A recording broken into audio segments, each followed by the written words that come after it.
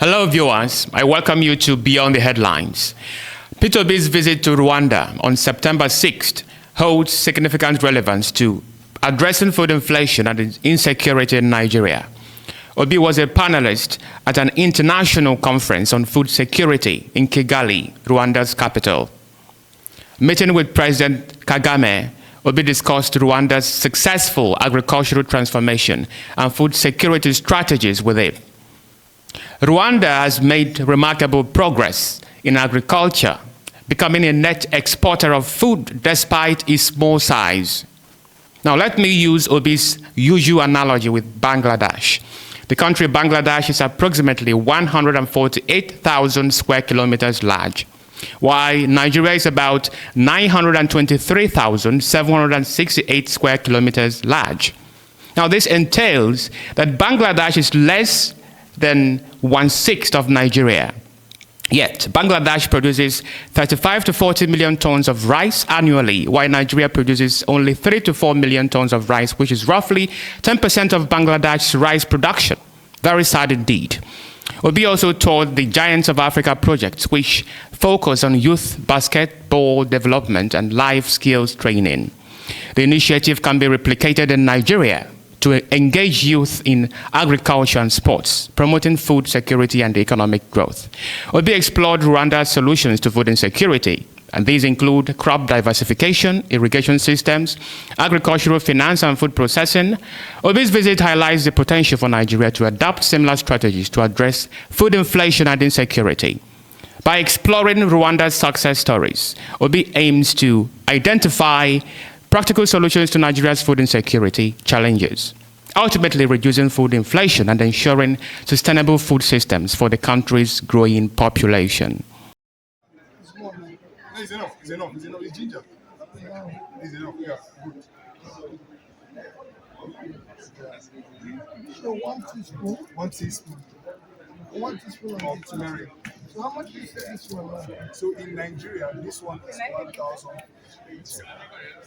The what? Okay. Why this one is 1,005? Okay. Yeah. And fishes, these out super commercial is 1.5. When are you living here? So I'm going to be here till Sunday to Wednesday. I want to try to save you 1 hour. They're already at So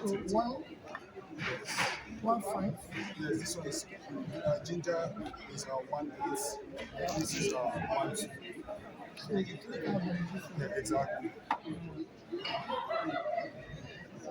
But give me another set. Oh, okay. When I see you here tomorrow, Oh, I'll give you the money. Sir, the mother.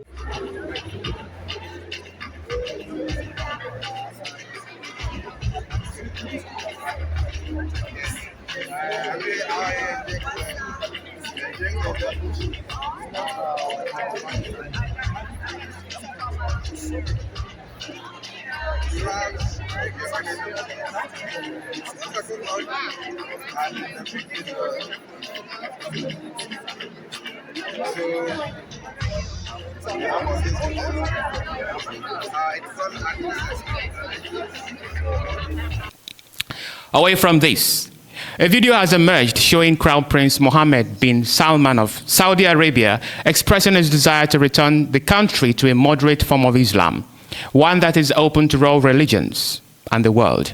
He stated that Saudi Arabia was returning to what it was before, a country of moderate Islam that is open to the world.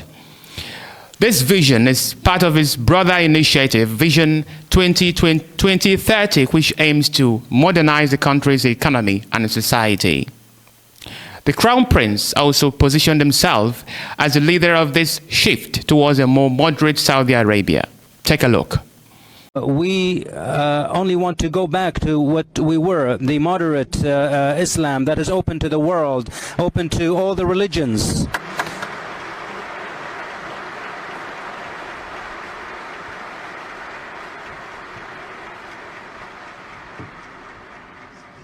70% of the Saudi people are less than 30 years old. And quite frankly, we will not waste 30 years of our lives in dealing with extremist ideas. We will destroy them today.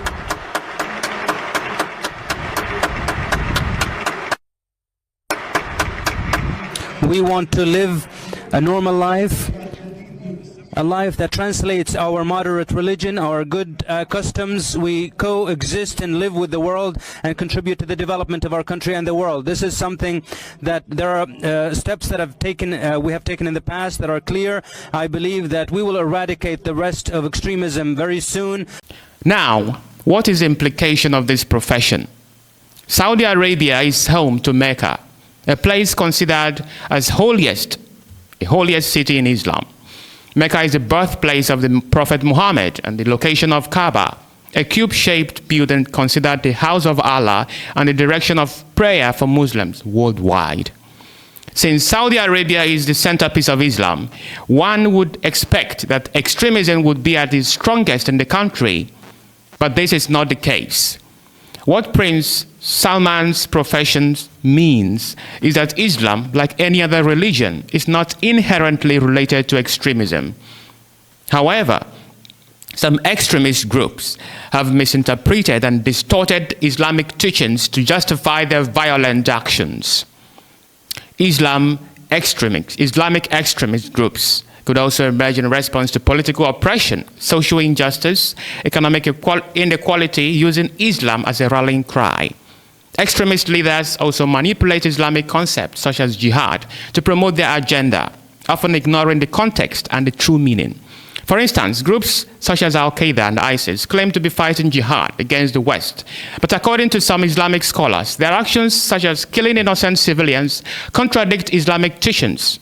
Extremist groups often establish schools and training camps that teach a distorted version of Islam, emphasizing violence and intolerance. They use social media to spread their ideology, recruit followers, and promote a false narrative of Islamic supremacy. They exploit real or perceived grievances, such as political oppression or social injustice, to recruit disaffected individuals. For some Islamic scholars, the vast majority of Muslims reject extremism and interpret Islam as a religion of peace, compassion, and justice. Muslim scholars, leaders, and communities worldwide condemn extremist ideologies and actions. It is a welcome development if Saudi Arabia, the seat of Islam, spearheads the peace and nonviolence advocacy in order to clean up the ugly image Islam has acquired over the years across the world. That's all I have for you on Beyond the Headlines. Thank you, viewers, for joining me.